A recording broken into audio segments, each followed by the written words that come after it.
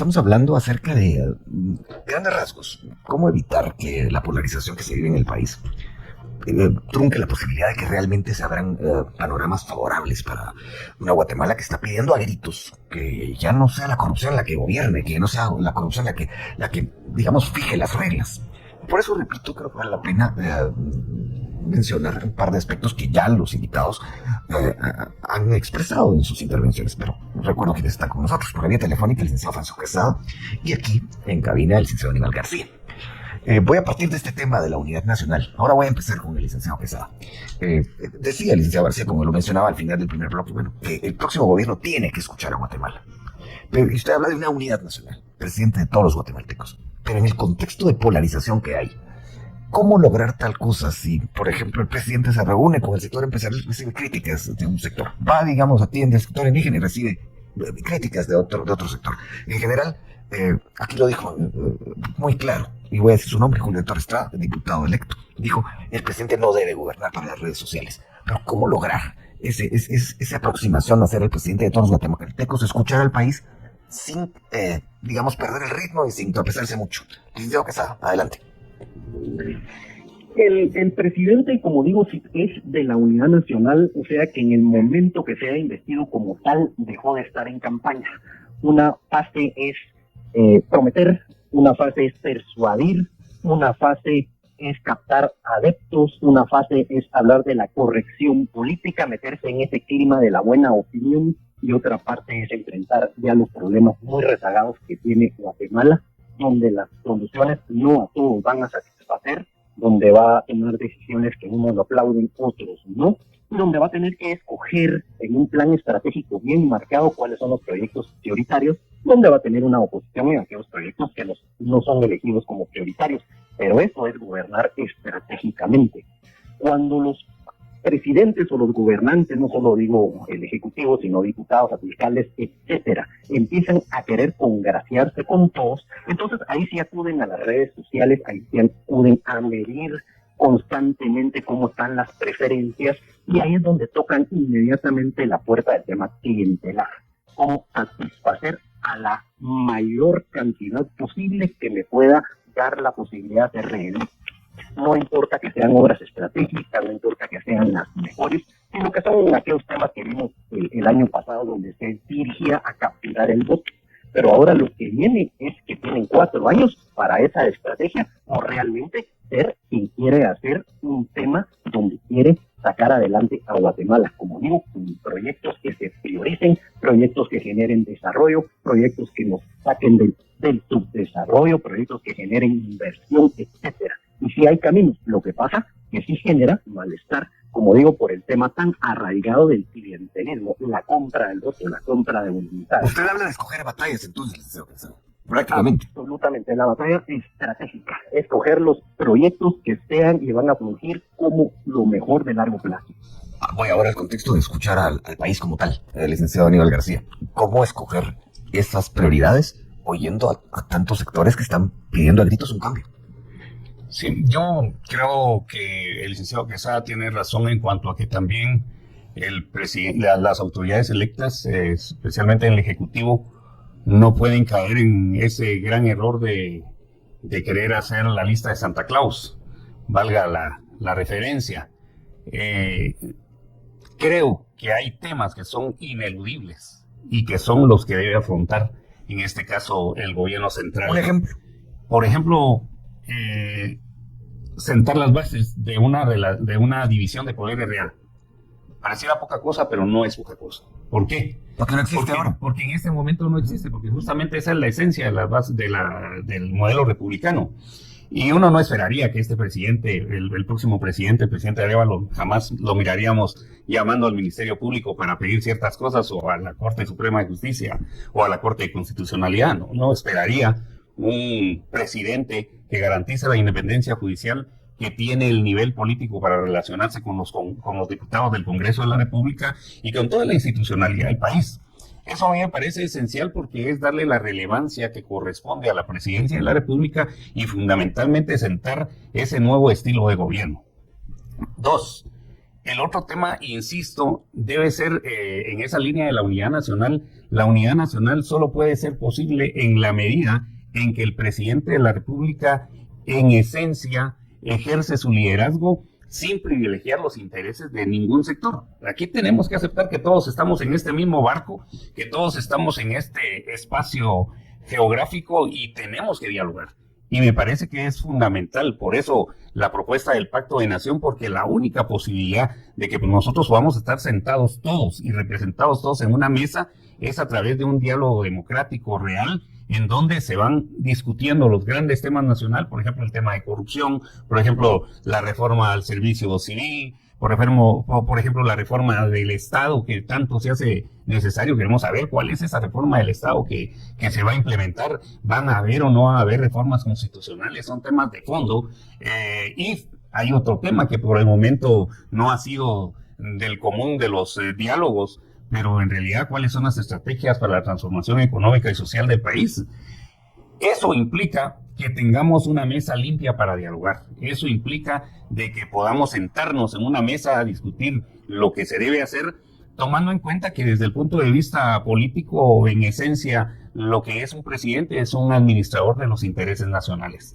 Obviamente, uno esperaría que, siendo tantos los rezagos que existen en este país, como la pobreza extrema, la pobreza, el hambre, la desnutrición, pueblos totalmente excluidos, en esta oportunidad el gobierno voltee los ojos hacia esa población que está totalmente desfavorecida, pero que se tenga el balance suficiente para que puedan mantenerse algunas cuestiones que están funcionando en ese momento. Bueno, aquí la pregunta para el licenciado Quesada es esta. Siempre en el contexto que estamos tratando, el próximo gobierno, retos, Estado de Derecho, República, democracia, etcétera.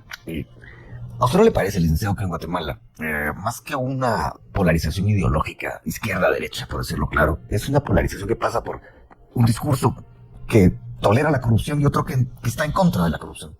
¿No cree que ahí está realmente el punto por medio del cual se da la controversia? La controversia del siglo XXI es diferente, digamos, a la controversia del siglo XX. En la controversia del anterior siglo era aquí un tema ideológico, donde había, digamos, un blanco y negro, el comunismo y el anticomunismo, con sus diferentes matices. Entonces era como más fácil segmentar la opinión.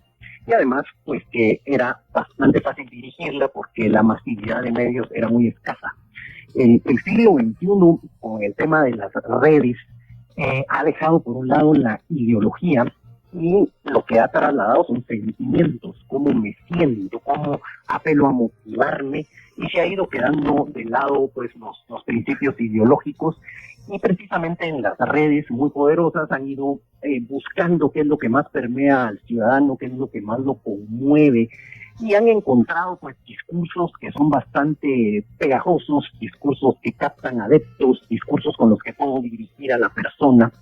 Entonces la radicalización que hay es precisamente el que logra capitalizar esto que es apreciado por los sentimientos. No solo lo logra capitalizar, sino que aquello que refutan, aquello que repudian, saben personificarlo en alguien. Y esa es la guerra que hay hoy, sobre todo utilizando las redes sociales. Entonces, en el siglo XX, que se hablaba de los números, que se hablaba del cálculo, que se hablaba de la estrategia, que se hablaba de cómo crecer basado en mediciones, etcétera, se ha ido dejando por qué adeptos capto. Entonces, eso es lo que tenemos hoy día. Entonces, la polarización es bastante difícil por la masividad que hay, y además la polarización es una herramienta que la están utilizando, es una herramienta esencial si se quiere jugar política. Entonces, esa es una variable muy grande que estamos usando. Quienes somos del siglo XX, pues buscábamos persuadir a todo con base en resultados, y ahora no, ahora se busca persuadir a alguien con base en sentimientos que pueden variar, sentimientos que pueden cambiar. Entonces se vende un sentimiento y se vende ese sentimiento en el sentido de que necesita un cambio. No se dice el cambio para bien, solo se dice reaccionar contra algo, y cuando reacciono contra algo, eso quiere decir que quiero las cosas diferentes, aunque sean para peor. Pero esa es la manera como se está, digamos, manipulando la opinión pública, la realidad que tenemos, Entonces, esa polarización es realmente un resultado de una herramienta que se está cada vez más aprendiendo a utilizar. Muy interesante lo que plantea el licenciado Quesada en cuanto a, a qué se apela en las redes sociales. Y esto me recuerda, estoy ya pasando la pregunta con el licenciado Aníbal García, algo que mencionaba en un libro, el recordado sociólogo Alberto Torres Rivas, es decir, los guatemaltecos no votan por algo, sino que votan contra algo. Entonces a los 4 o 5 meses ya están decepcionados porque no votaron por un proyecto, sino votaron contra otro proyecto. Pero se puede decir que ahora la votación, lo que fue muy clara, es que no querían seguir con la corrupción. O sea, que ya estaban cansados de la corrupción, los votantes como tales. ¿Esto cómo se traduce a la hora de ejercer el poder del 14 de enero en adelante, licenciado García? Yo creo que justamente por eso aquí hay 2 temas que se deben tener claros, y es de que la responsabilidad que está sobre los hombros de Bernardo Arévalo y compañía es terrible. Terrible en el sentido de que no pueden fallar. Si ellos no van a tener ni un solo margen de error, justamente porque el amor tan sincero y platónico que ahora les expresa la mayoría de la población va a estar expuesto a resultados. Y yo de algo estoy convencido: si ellos fallan, el apoyo que tienen ahora de la población y de los pueblos indígenas, de los ciudadanos... ¿Cómo pueden fallar? Por ejemplo, haciendo designaciones totalmente incomprensibles y no legítimas para los diversos cargos de gobierno que se van a realizar: ministros, viceministros, gobernadores, todo lo que le corresponde. ¿Qué pasa si nombran a un ministro que, digamos, estuvo en otra administración, pero, digamos, tiene administración? Depende de la actividad, de la experiencia del ministro y de la trayectoria del ministro, porque yo creo que aquí hay que tener la claridad de que todos sabemos que existen honrosas excepciones. Sin embargo, siempre van a estar expuestos al cristal con que se vea esa designación. Pero en términos generales, yo creo que lo fundamental es que escojan las mejores personas posibles, pero yo creo que el segundo tema que yo quiero remarcar es el método.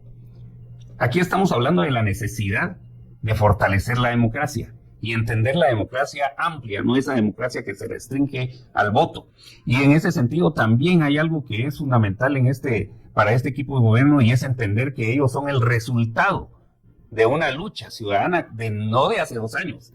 En este proceso de recuperación de las instituciones, de querer llevar al país a un nuevo rumbo, de querer soñar con una Guatemala diferente, muchos de ellos ni habían nacido y ya muchos habían ofrendado su vida, por poner un ejemplo.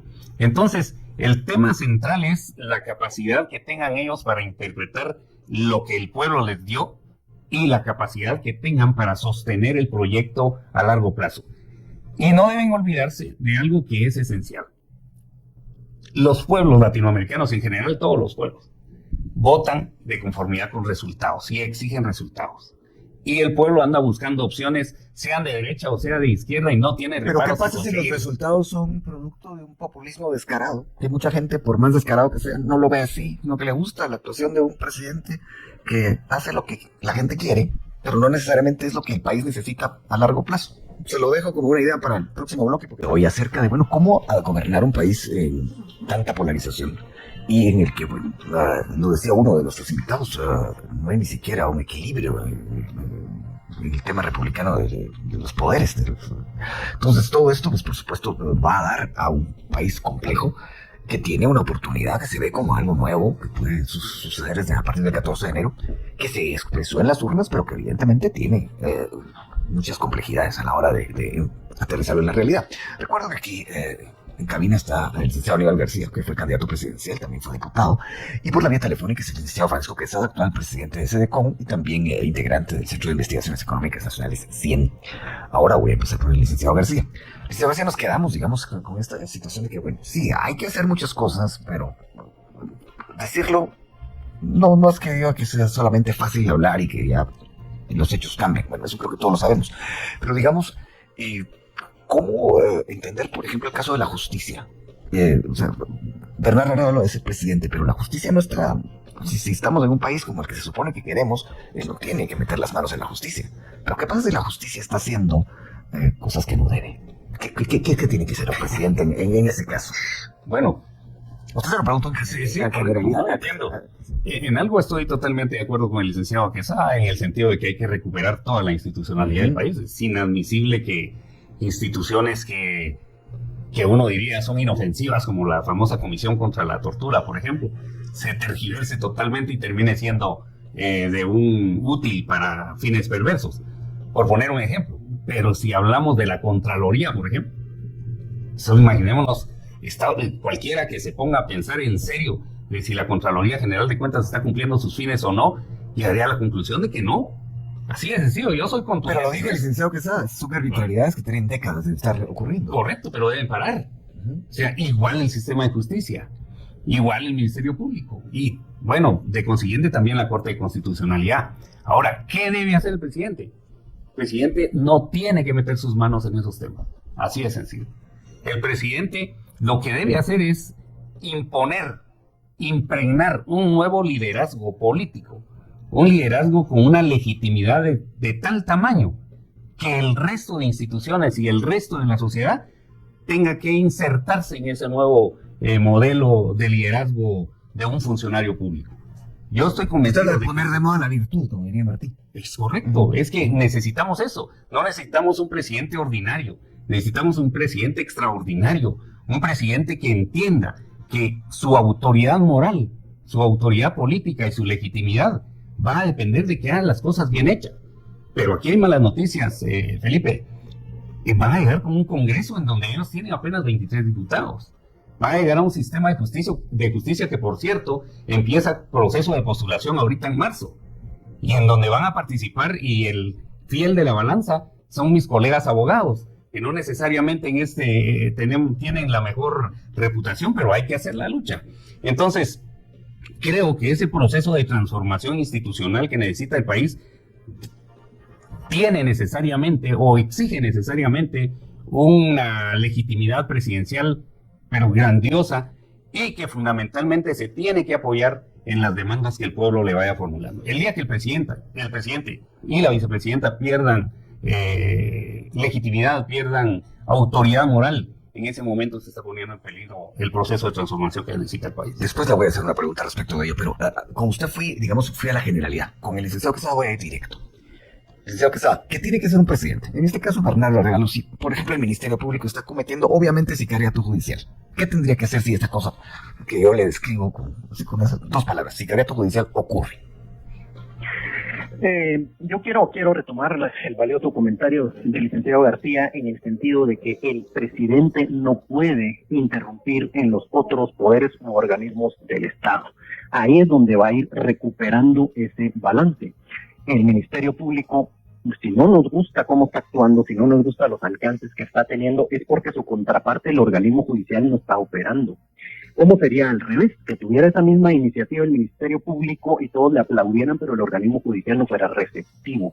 Entonces ahí es donde tenemos que ir buscando ese equilibrio, nombrando, como digo, en principio los buenos y después ojalá que lleguen los mejores.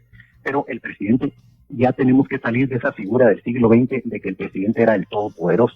Recordemos que cuando se confeccionó la Constitución del 85, los que estaban ahí estaban viendo como que iban a ser diputados al Congreso de la República en la siguiente elección, y muchos de ellos lo que hicieron es concentrar poderes en el Congreso. O sea que el Congreso, si leemos la Constitución, es quien más concentra poderes y está hecho para que tenga la primera y última palabra en el sistema. Sin embargo, se les escapó de las manos la Corte de Constitucionalidad, que hoy día pues es el poder más poderoso. Pero sí tenemos que recapacitar, analizar y ponderar que el presidente ya no es el presidente del siglo XX y siglos atrás.